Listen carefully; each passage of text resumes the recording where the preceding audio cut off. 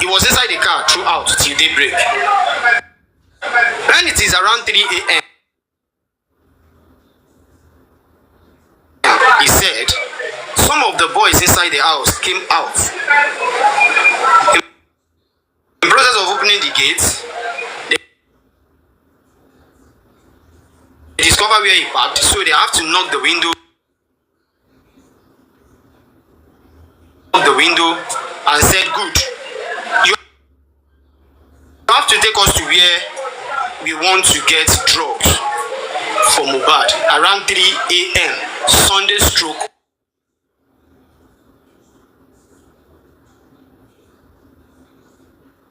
Monday, 3 a.m. Sunday stroke Monday. Yeah, you have to take us to where we want to buy drugs for Mo. He now said, I don't have fuel again. The light has shown since we are on Tom Millard Bridge. Since then, I just manage it here, and I hope the remaining one there will take me home. Please. Now said, okay, let them go and try Mohbad's car. So you need to leave the road. They took Mohbad's car, they went out, and they came back. So he still parked there again to block the gate after going and coming back. So after then, 1 a.m. the wife came out. He confronted the wife and asked of Mohbad, how is he feeling now? Hope everything has been settled. And she said, are you talking about the wound? He said, yes. You know, that one is okay. He's fine and he will be fine. He now said, won't you take him to any hospital? She repeated. She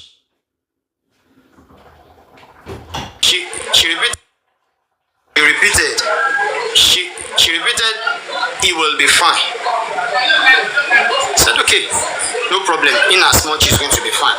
What are we to do concerning the Prado glass?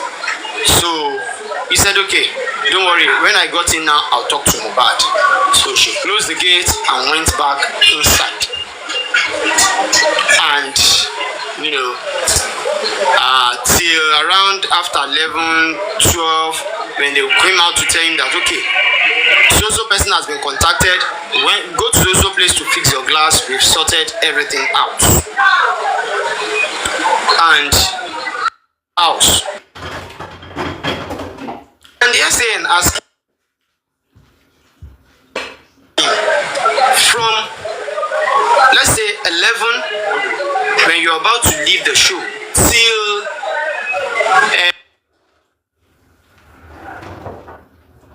12 p.m. that you left the house, is there any medical attention, maybe at the pharmacy, the hospital, or any first aid treatment? He said no. There's nothing.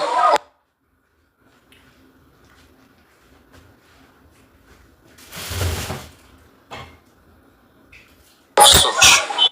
For audience to question him, I also stood up to ask a very funny question that I believe is in a good position to tell us the truth.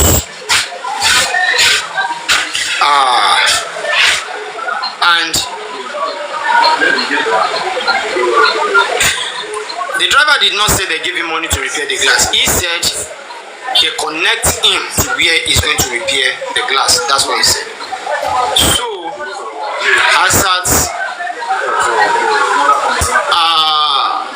when the audience had to ask a question, I stood up and asked him, sorry, you said you park your car across the gates, which means if anybody comes in and go out, you will be aware. He said yes. I said, okay, that's good. When you get home, you and everybody in the Prado, the likes of Darusha, Adura, Spending, Wunmi, Mohbad, like that, when you got home, did any one of them at any point in time left the house immediately you got home? Did any of them at any time, did any of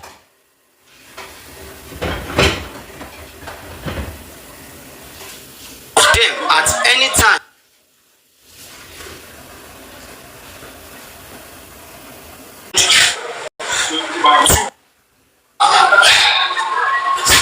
that is where I picked my points from.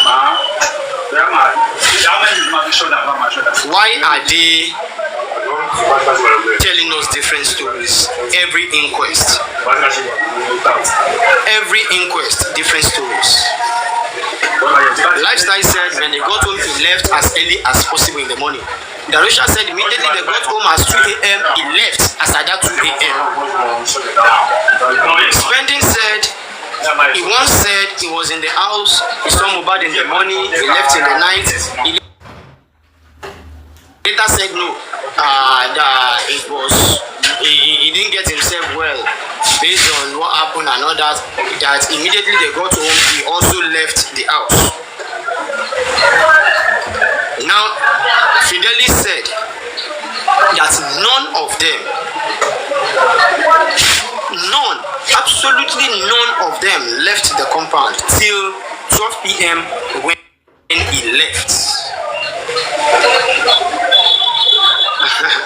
Remember, I want to come and pick my manager's bag. Don't come now. 8 a.m. to 1 p.m. Don't come for now. Remember, Lifestyle said Prime chatted him when he is about to leave the house. At what time did Lifestyle left the house? Tonight I will try my possible best. If possible, I will have a good opportunity to invite Lifestyle to the show today. And there's still every possibility for us. There's still every possibility. We might still have opportunity to talk to Fidelis Esembo if possible today. We might still have the opportunity to ask him 1 or 2 questions because he's willing to tell the truth he knows 5 million times if he's given the opportunity. He said it is only one person that did not follow us back home, which is the friend they have issue quarrel together, referring to Primeboy. You understand? And all of a sudden, when I asked the question, how many of them leave the premises? Who come out when una get home? Who dey when you dey come out? He said, everybody are inside the house. Nobody left. Absolutely nobody left the premises. You understand? Nobody left the house because he blocked the gate, so he will be aware of coming and going. Not because of anything, so that he will know the right person to talk to concerning the glass. So he will leave as early as possible. But God knows the way he plans things. At the end of the day, he left 12 p.m. So for over 12 to 13 hours, Mo was bleeding and no first aid treatment. But remember, they went out as at 3 a.m. that they need to get something which is vital, and may God continue to be with us. Another vital information I will give, later this night we'll all come together to deliberate. If possible, we'll talk to Fidelis Esembo, if possible. Is that the doctor that treated Mohbad, no, it was 4 p.m. They left us at 4 p.m. from Lekki to Ikorodu and the branch somewhere. So that's it. As for the doctor who attends to Mohbad's body at Perez Medical Care, he was also available at the court as a person today. And our brother Sam Larry was also available through Zoom today. But like I said earlier, I don't pick anything serious in interviewing Sam Larry and all that. I don't pick anything serious in that because it's not going to give any clue. It's not going to give any clue, and he did not give any clue. And I did Tokumbo. So he didn't give any clue. He only advised. 100% similar to what Naira Marley said, that the people around him the last 48 hours should be questioned thoroughly. That is what I picked as points in every minute, every hour Sam Larry spent on Zoom. So I'm not going to dwell in that. Now, the point is this. As for the doctor who attends to Mo, not treated, attends to Mo, when they took his body to arrest medical care, this is the account he gave. He said he was attending to another patient in the ward when they rushed down there to meet him that there's an emergency downstairs. Then he came downstairs.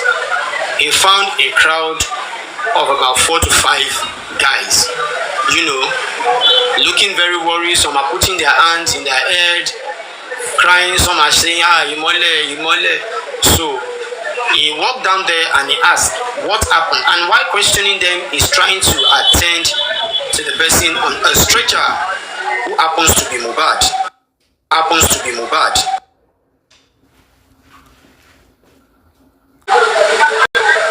He said he was trying to ask them what has happened.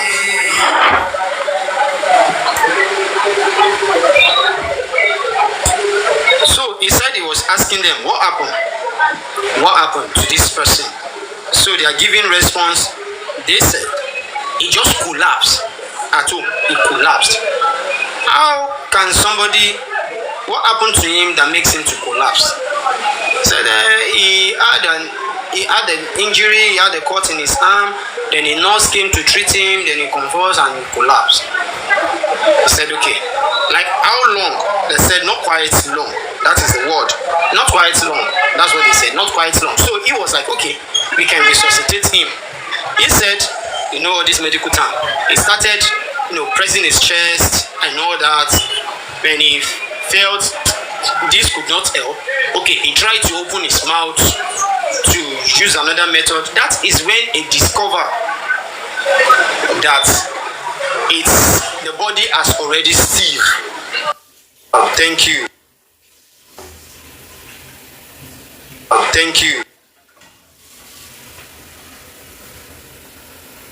The body, that was, he is unable to. So he tried to use another method by using his eye to check. He used a pen torch in his eye. He said our eye has 3, should I call it layers or balls? The white one, the black one, and inside the black there's another one that is like space there. He said then he tried to put the pen torch. Immediately they put the pen torch in anybody that still has life, even under conscious, the eye has to react. You understand? It was on Tuesday, the doctor said. So they took the body there on Tuesday, 12th of September 2023. Then he said when he penned the light into his eye, there is no reaction at all. There is no reaction at all. So he checked the pulse. There is no pulse. He said he checked the heartbeat. Some people do have slow heartbeat. You can't check kids quickly and just decide. So he said the stethoscope spent not less than 20 to 30 seconds in his ear, listening to the heartbeat. Maybe it's a slow heartbeat. Say there is no heartbeat at all. There is no pulse. There is nothing. So therefore, he questioned them. You said this guy collapsed not quite long. He said yes. He said but he was unable to check the temperature because he is wet. They wet him already with water, so he's unable to check the temperature. So he said, you people said this guy collapsed not quite long. But this thing I'm looking at is over 3 hours. Before this body could stiff like this, it must be over 3 hours and above. So you can't tell me it's not quite long. Then somebody answered him and said, what really happened is they've taken him to a particular hospital before as his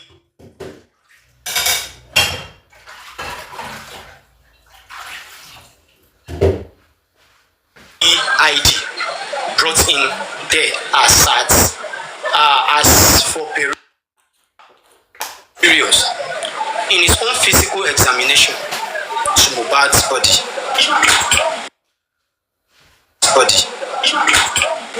He said when he's trying to force his mouth to open the mouth has already sealed with the tongue, as if the teeth is even trying to bite the tongue. You understand? It's something like, you understand? So, and when he turned around, he noticed Mohbad's feet, under his foot, the two legs under his foot. He noticed there's a black dot all around the two foot. There's a black dot, which shows that rigomotives or rigomotives or whatsoever have set in for a long time, which means it's even above 2 to 3 hours journey. As at then, Mohbad go don enter motor, he don't reach where he go for heaven sef. As at when they carry and go there, he don't reach where he go. He don't no say no, they like enter transport. No say no, they like enter transport.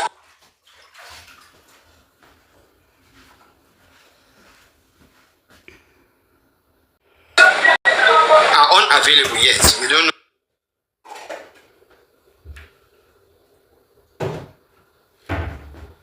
Maybe the next sitting they'll be available. We don't know. You understand? So that is the account for today. In a nutshell, 4 people were interviewed at Corona inquest today. The first person was the pathology.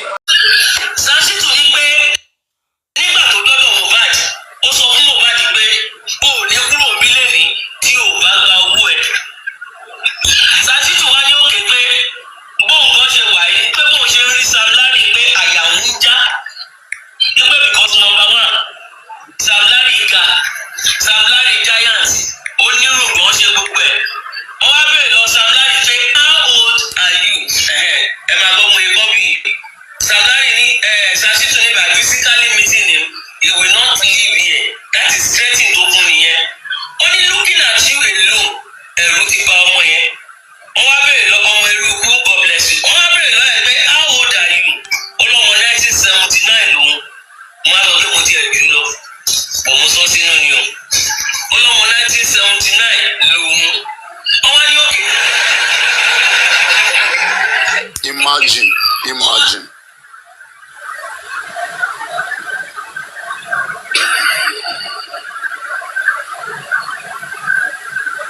That should be like 46, right?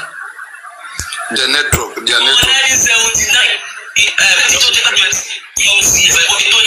Is that 46, right?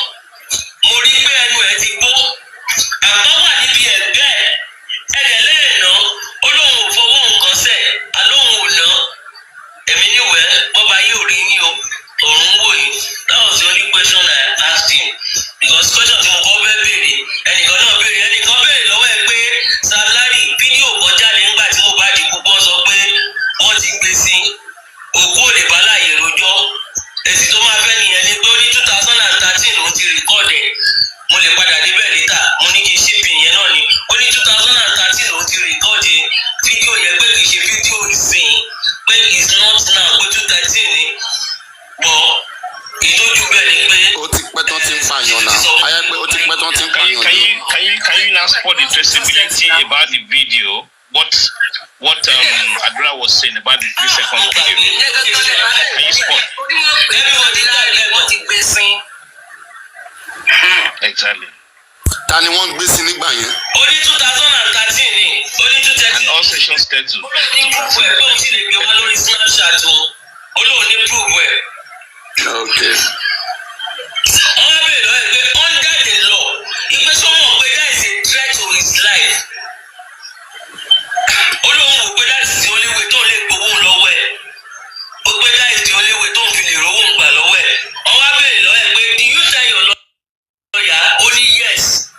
Ó ní lọ́ọ̀yà ń pe Mohbad ò píkì kọ́lẹ̀.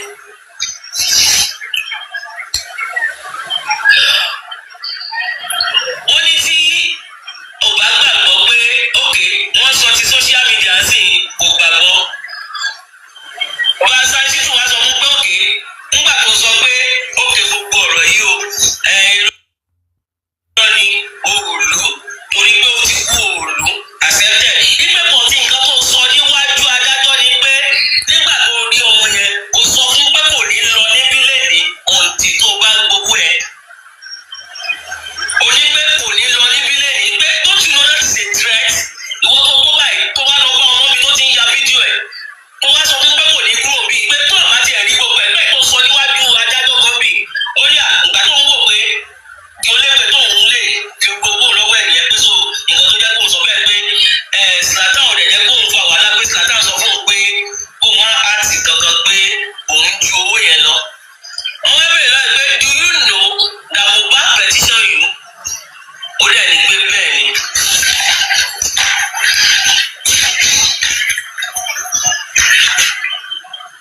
Wọ́n ní sọ mọ̀ pé Mohbad petition ẹ̀ ó lóun mọ̀ pé bẹ́ẹ̀ ni. Wọ́n ìgbà tó bèèrè lọ́wọ́ ẹ̀ wọ́n ní how old are you? Ó lóun ọmọ 1979 lòun. Wọ́n ní sẹ́kọ̀ mọ̀ pé appearance àti physique àti emptiness ẹ̀ ó wà scary and gbogbo nǹkan tó ṣe fún Mohbad yẹn ọmọ yẹn bẹ̀rẹ̀ sí ní bẹ̀rù ẹ̀ pé àti pé ọ̀rọ̀ tó sọ pé Mohbad ò ní kúrò bí lẹ́ni ọ̀rọ̀ ńlá lọ̀rọ̀ tó sọ yẹn. Ipe nínú fídíò tó dẹ̀ ti sọ pé Mohbad ò ní kúrò nínú bí yẹn ipe àgbà olóhùn ò mẹ́gba ẹnìkan bèrè lọ́wọ́ ẹ̀ pé wọ́n rí ẹgba lọ́wọ́ ẹ̀ olóhùn ò mẹ́gba dání bọ̀ nínú bẹ̀ yẹn kíní wà lọ́wọ́ ẹ̀ kòbókò ló mú dání kòbókò ó pẹ̀lú nǹkan tó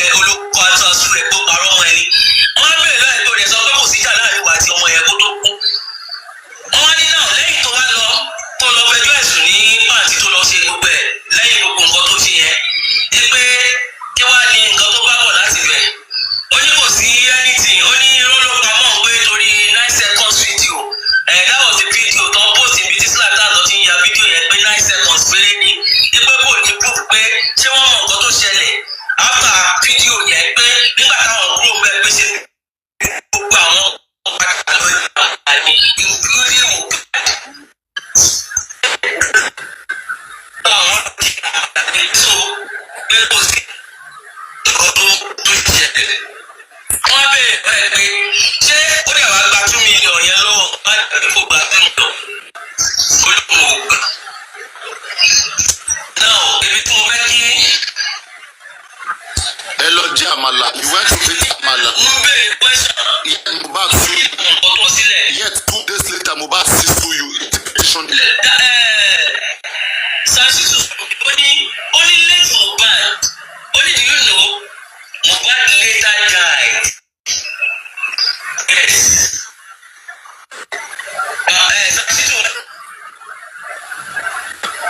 Ọmọ yẹn kú. Ikú àìtọ́jọ́. Ó ní ó ti tó ṣùgbọ́n ó ti gbá tóun ti ó lẹ́tọ̀ pé tóun gbé ó lẹ́tọ̀ àbẹ́bẹ̀jì ó lẹ́tọ̀ lòún rí mí wádìí lọ́dún yìí.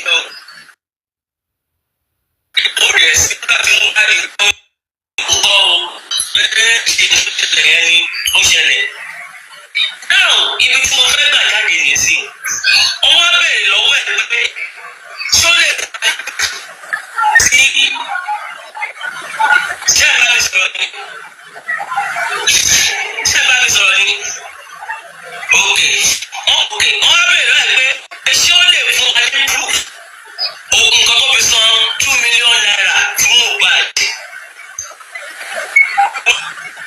Yes, fún òní pé orí Instagram lòun àti Mohbad ti sọ fún òun ẹsẹ̀ lẹ́sìn. Wọ́n wá ní àkáǹtì wo ló sanwó sí. Ẹ bèrè àkáǹtì tó sanwó sí. Ẹ̀yà bímọ. Wunmi. Malia Zakat ló sanwó sí. Malia Zakat. Gramali. So yeah. Naira Malia account. Yeah. Ṣé àwọn pé òní ó ní rẹ́kọ̀dì bẹ̀rẹ̀? Let's go. Ó máa ń bèrè lọ́wọ́ ẹ̀ pé ó sanwó sí rẹ́kọ̀dì bẹ̀rẹ̀. Ó máa ń lọ Mohbad kiri. Ìgbẹ́ ṣé kò mọ̀ pé ọwọ́ ẹ tó ní rẹ́kọ̀dì bẹ̀rẹ̀ ló yẹ kó ti lọ bèrè owó. Ó ní kò kàn ó ní because torí Mohbad ló gbowó lọ́wọ́. Ẹ wo sọ ẹ tó pọ̀ ju pé bọ́ pa yóò má ga. Gbogbo iṣẹ́ oníṣẹ́ mẹ́ta lòun Baba need to petition this guy as soon as possible. As soon as possible. A quick petition. Oníṣẹ́ mẹ́ta ló ń gbé fún Mohbad. Oníṣẹ́ mẹ́tẹ̀ẹ̀ta ibo ló sanwó sí. Onírẹ́kọ̀ lebẹ̀ ló ń sanwó sí. Ẹnìkan béèrè pé òkè ẹ má ti jẹ ẹjọ́. Wọ́n bá béèrè woman tí mo máa ń sọ̀rọ̀ dáadáa tó máa ń wá kóòtù yẹn Mrs. Daudu wọ́n béèrè lọ́wọ́ ẹ̀ pé ó béèrè pé who is more to you? This is another question again to another set to relay. Only who is more to you? Only one of the people I do come for show and promote. So definitely only náà tó máa ń pè mí tó yá show wà wá lọ́kọrin. Wọ́n béèrè lọ́wọ́ ẹ̀ pé confirm to this court how many shows you have been invited into? Only 3 or 4. Woman ẹni pé no òun ò ní gbà. Don't tell me 3 or 4. Be specific. How many shows have you given to this innocent soul? Only 3. Woman, we are here for serious matters. I want you to hear clearly what year and place tó ti fún Mohbad ní àwọn iṣẹ́ yìí. Ó wá ní January 7, 2021. Òun fún Mohbad níṣẹ́ ní Dubai. Ó ní láti Dubai, ó ní that January 2021 àwọn move lọ sí Kenya. That is iṣẹ́ kejì. Ó ní iṣẹ́ kẹta òun fún níṣẹ́ ní Àkúrẹ́. That is iṣẹ́ mẹ́ta. Ó ní so woman wá ní in totality you have only 3 shows. After that ó ní lẹ́yìn iṣẹ́ mẹ́ta yẹn ẹ̀jẹ̀ bá mi ò ti ṣàkóso. Ó ní lẹ́yìn iṣẹ́ mẹ́ta yẹn ni òun ṣẹ̀ wá gbé iṣẹ́ 2023 yẹn fún January 2023 tí òun ṣe yẹn nígbà ló ṣẹ̀ wá gbé iṣẹ́ yẹn fún tóbi jẹ́ that means that is the fourth one ní tí òun á bí ẹ̀ yẹn which is ti January yẹn. Wọ́n ní kó confirm the attitude of Mo. Ó ní Mohbad is a good boy. Olóde máa ń pe òun. Olóde máa ń bèèrè lọ́wọ́ pé bàbá ṣe ṣó wà àbí anything. Wọ́n ní kó cast mind ẹ̀ padà sẹ́yìn. patronizing. During the ìgbé Mohbad, if there's a conflict or fight between you and him, Olóhùn àti Mohbad yóò jàre, ó dẹ̀ ń lọ káàkiri. Ó wá ní, woman ẹ wá béèrè pé, do you know we have a witness here? The way and manner and you assaulted him with proof. Sam Larry down, only no. Only that's the last time. Only the last time I saw him was 2023. Pé tóun rí tóun béèrè owó lọ́wọ́ ẹ̀, ó ní ní ṣóò tí òun àti kìíní ṣe, pé that was the last time tí òun rí mọ́. Only in 2023, when did you leave Nigeria? That is September 9. September 7. Nigeria in 2025. Only I left Nigeria September 4. Okay, September 4. 2023 to Dubai and got to Dubai September 5th and came back September 28th. Nígbà tó ń invite òun pé kó máa bọ̀ lé pé Mohbad ti kú tán fi invite òun gbà yẹn.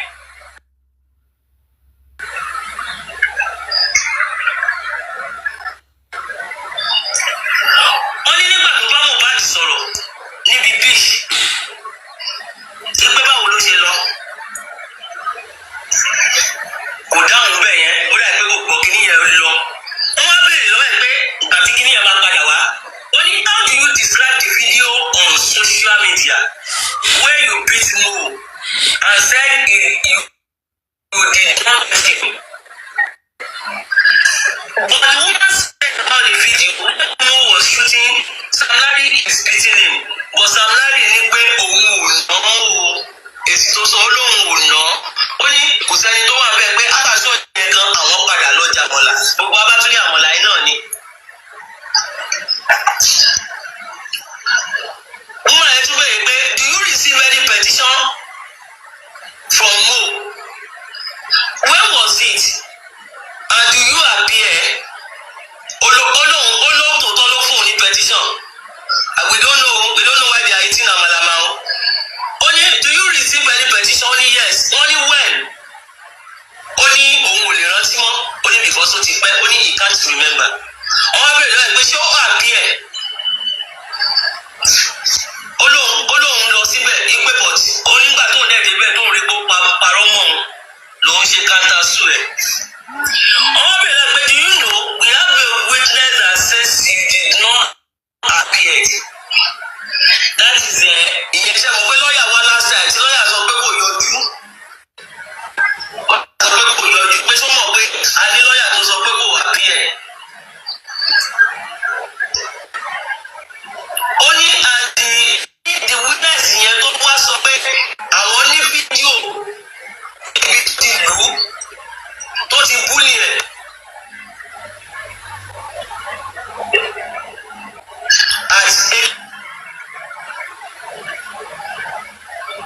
Everythin and Shagaria Club. Sandalia.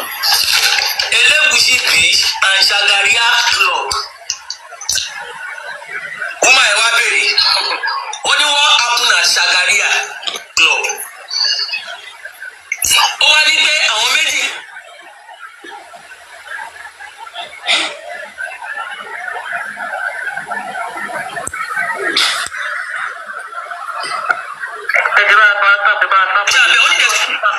Please people fighting beside my car.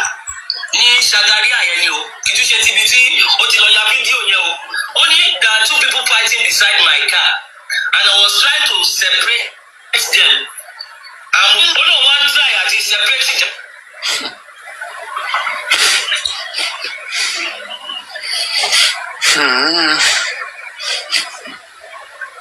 Their network. Ó ní Mohbad wá sílẹ̀kùn. Ó ní bí Mohbad ṣe sílẹ̀kùn. Olúwa sọ pé ṣé ẹ̀ gbọ́ mi mà? Ẹyẹ wetin dey sup. Wọ́n wá béèrè láì pé ẹyẹ wetin dey sup kí ni ìtumọ̀ olóhùn ò mọ̀ túmọ̀ ẹ̀ o. Ó ní Mohbad ló yé. Pé bóyá kọ́ lọ béèrè lọ́wọ́ Mohbad.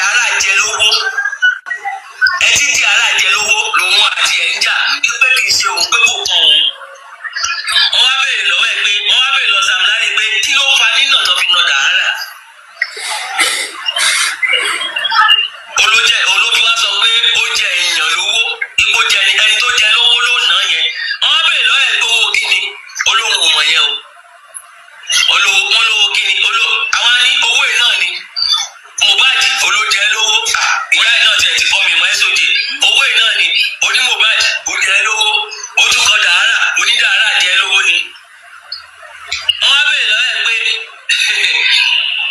what do you know about Sahara? Ó ní kò sọ nǹkan kan lóhùn mọ́ Dàárà ó wá ní Dàárà pé nǹkan kò da àwọn tí ó ń tẹ̀lé Mohbad ni.